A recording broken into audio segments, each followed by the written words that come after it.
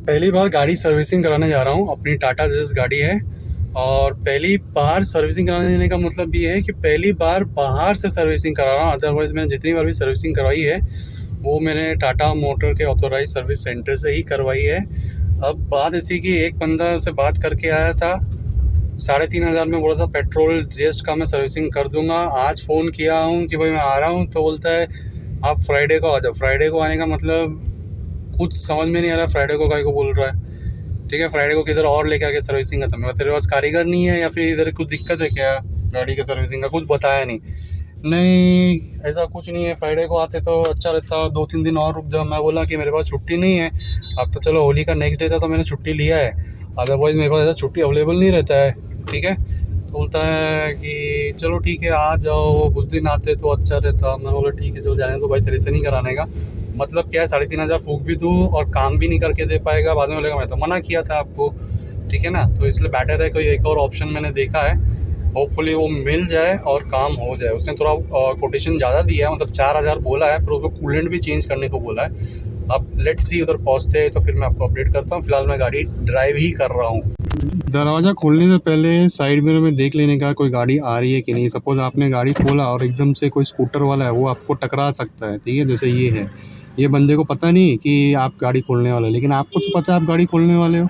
तो पीछे से ज़रा देखिए, रेयर व्यू मिरर में कोई बंदा आ तो नहीं रहा है, कोई स्कूटर कार आ तो नहीं रहा है। इससे क्या, बंदे भी प्रोटेक्टेड रहेगा, आप भी प्रोटेक्टेड होंगे, तो दोनों की ही प्रोटेक्शन रहेंगी थोड़ी सी सावधानी बरतने से।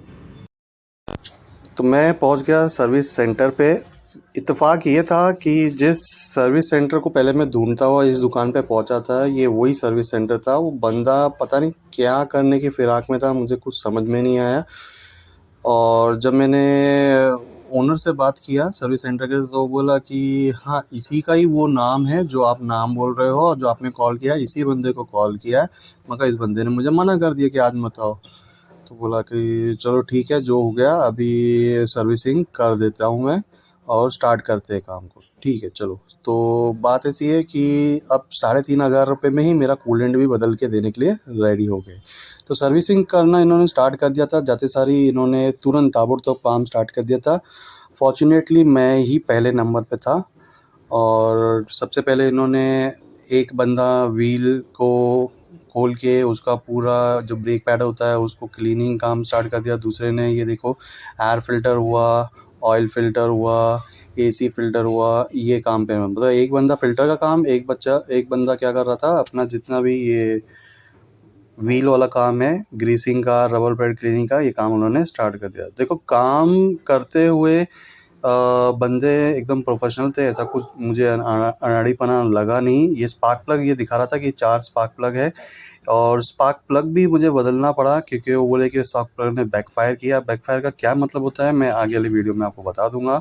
तो देखिए इस तरीके से ये पूरा डिसमेंटल करा, डिसमेंटल करके सारे ब्रेक पैड को निकाला, इसको क्लीनिंग किया। ठीक है, अब इसके काम करते करते ही मुझे एक और चीज़ याद आई कि मेरा वाइपर ब्लेड भी मुझे बदलना था। तो वाइपर ब्लेड जो बदलना था वो बड़ा वाला वाइपर ब्लेड मुझे बदलना था, छोटा वाला नहीं। तो मैंने पूछा भाई उसका कॉस्ट कितना है, तो उसने बोला था कि 450 रुपये का जोड़ी है। मैं बोला कि 450 का जोड़ी नहीं आता है, मतलब 350 तक का आता है। तो बोला कि ठीक है चलो मैं पूछता हूँ। तो एक्चुअल में कैसे ना ये इनका जो भी पार्ट जो लगता है ना, तो ताबड़तोड़ जो ओनर है वो फटक से जाता है, दूसरे मतलब जो स्पेयर पार्ट्स ज़्यादा मिलता है वहाँ से वो खरीद के लाता है। तो पहले ये थोड़ी देर वेट किए कि क्या क्या पार्ट है, एक बार देख लेंगे क्या क्या बदलना है।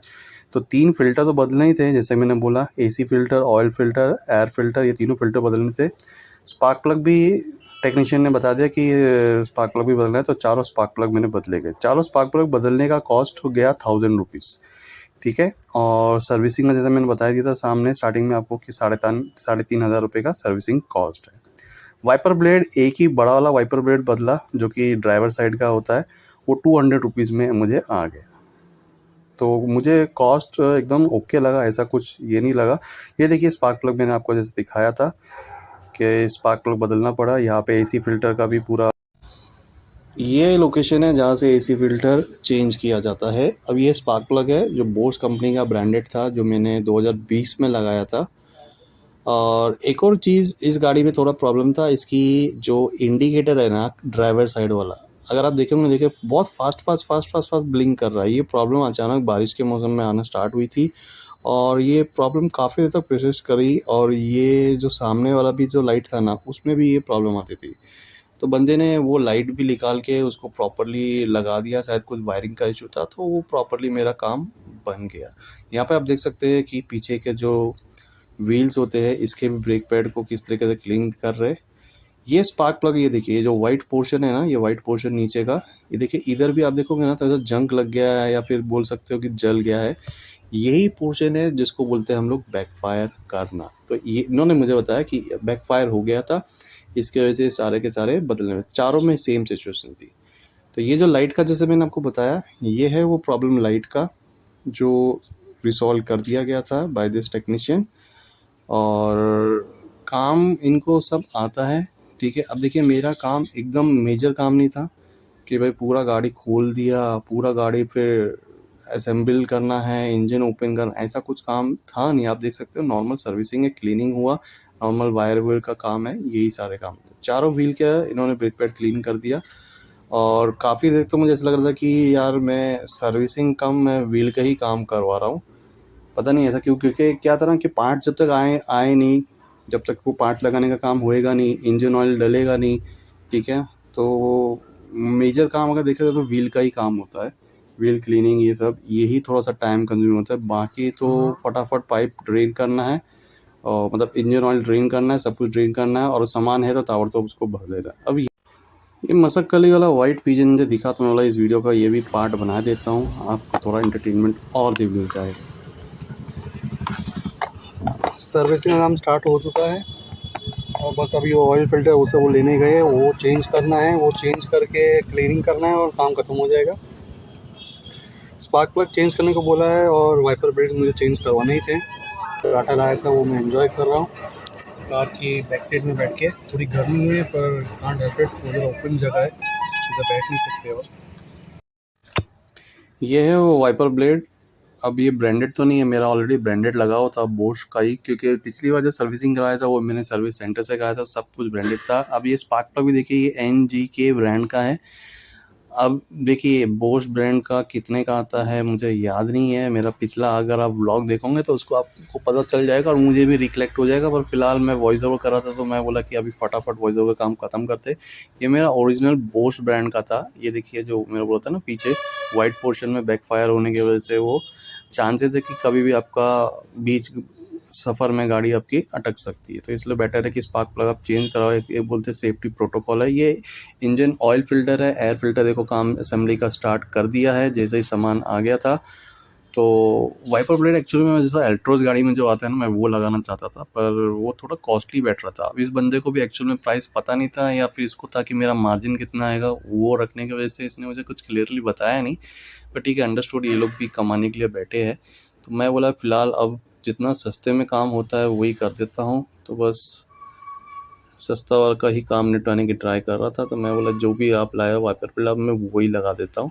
ठीक है, बात ऐसी है कि मेरी गाड़ी उतनी चलती नहीं है, ये एक प्रॉब्लम है। इंजन ऑयल पहले HP का, मैं यहाँ पे फ़ोटो लगा दूंगा, पहले ये भी बोलते हैं HP का ही है। अब ये भी मुझे थोड़ा सा ऐसा लगा कि क्या ये ओरिजिनल HP है। देखो HP का जो लोगो था वो भी प्रॉपर था। अब मैं जो फ़ोटो लगाया हूँ ना, आप देखिए उसमें वो ओरिजिनल था। ये सेमी सिंथेटिक है, वो फुल्ली सिंथेटिक था। तो फिर बाद में मैंने इतना बहसबाजी किया नहीं, मैं को चल ठीक है भाई तू डाल। बोला 1000 किलोमीटर चलेगा, हम लोग इसी में से ही डालते हैं। मैं बोला चलो ठीक है। ये कूलेंट डाला, ये कूलेंट की 2 बोतल डाला, एक बोतल 1 लीटर की है। अब यहाँ पे लिखा है 1:4 का रेशो है, तो इसमें पानी भी हमें ऐड करना पड़ेगा।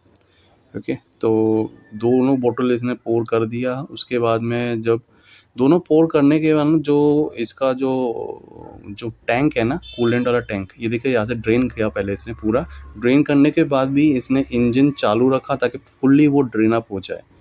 ठीक है, तो ये पोर करना स्टार्ट किया, और ये जो आधा टैंक है ना, जो पूरा का पूरा ये कूलेंट से भर गया था, 2 लीटर कूलेंट से। ग्रीन कलर का ये कूलेंट है। आजकल कूलेंट भी अलग अलग कलर्स का बोलते हैं, अलग अलग उसका क्वालिटी होता है, तो हो सकता है फ़िलहाल इसने ग्रीन कलर का कूलेंट डलाया, उस वीडियो में हम बाद में बात करेंगे। एक डिटेल वीडियो आ जाएगा अलग-अलग कूलेंट के जो कलर्स होते हैं उस पे क्या-क्या इफ़ेक्ट्स आता है गाड़ी पे। ओके, क्लीनिंग स्टार्ट कर दिया। क्लीनिंग काफ़ी अच्छे से क्लीन किया। मैं बोलना चाहूँगा मेरी गाड़ी बहुत ही ज़्यादा गंदी थी क्योंकि ओपन स्पेस में मेरी गाड़ी काफ़ी दिन से खड़ी थी। ओपन स्पेस में खड़ी रहने की वजह से धूल, मिट्टी, बर्ड शिट XYZ पूरा लगातार ख़राब होती रहती है। तो देखो शैम्पू वॉश कर दिया, इंटीरियर भी वैक्यूम से क्लीन किया और ये डोर की सर्विसिंग भी स्टार्ट किया। सर्विसिंग क्या बोलते हैं कि ये जो ग्रीसिंग लगाना इन्होंने स्टार्ट कर दिया। अब एक और चीज़ मैं बोलूँगा कि मेरा ना ये रिमोट से गाड़ी लॉक अनलॉक नहीं हो रही थी, तो मुझे क्या लग रहा था मेरी बैटरी ड्रेन हो गई। पर वो ऐसा नहीं था, सर्विसिंग करने के बाद में और ग्रीसिंग क्लीनिंग और ग्रीसिंग करने के बाद में मेरी गाड़ी रिमोट से ऑटोमेटिकली लॉक होना स्टार्ट हो गई। तो आई वंडर कि शायद वो ग्रीसिंग या वो डस्ट वो के वजह से, ग्रीसिंग की कमी या डस्ट के वजह से ही वो लॉकिंग अनलॉक। अगर आपकी भी गाड़ी में ऐसा हो रहा है कि लॉक अनलॉक नहीं हो रही है तो सेल चेंज करने से पहले आप एक बार क्लीनिंग अच्छे से करा के ग्रीसिंग करा लो।